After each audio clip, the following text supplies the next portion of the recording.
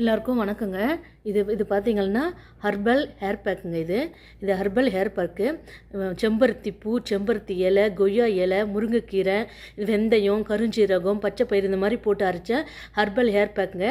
அடிக்கடிக்கு நம்ம ஹேர் பேக்கை மாற்றுறதுனால நம்மளுடைய முடிக்கு ஒத்துக்காதுன்னா முடி கொட்டிடுங்க. எனக்கு செட் ஆனது இந்த ஹேர் பேக், ஒரே ஒரு ஹேர் பேக் தான். இதையே நான் மெயின்டைன் பண்ணிட்டுருக்குறேங்க.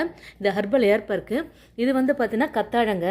இந்த கத்தாழை ஜெல்லை நான் எடுத்து வாஷ் பண்ணி தண்ணியில் போட்டு 7 முறை வாஷ் பண்ணுங்க. வாஷ் பண்ணி இந்த கண்ணாடி கண்டெய்னரில் நான் ஸ்டோர் பண்ணி ஃப்ரிட்ஜில் வச்சுட்டேன்னா, நான் எப்போப்பெல்லாம் இந்த ஹேர் மாஸ்க்கு போடுறனோ அப்போல்லாம் இதை நான் ஃப்ரிட்ஜில் மிக்சியில் போட்டு ஆட்டி இதாக கூட போட்டேன்னா சுருட்ட முடி இருக்குது பார்த்தீங்களா, கர்லி ஹேர் குரூப்பு, அது ஒரு நல்ல ஒரு கண்டிஷ்னராக இருக்குங்க. இந்த ஹேர் பேக்காக கூட இந்த கத்தாழை ஜெல்லை போட்டு நம்ம மிக்சியில் போட்டு அரைச்சி தலையில் பூசணுன்னா நல்ல கண்டிஷ்னராக இருக்குங்க. முடியும் நல்லா ஹெல்த்தியாக இருக்கும், ஷைனாக இருக்கும். ஸ்பெஷல் கர்லி ஹேர் இருக்கிறவங்களுக்கு இது.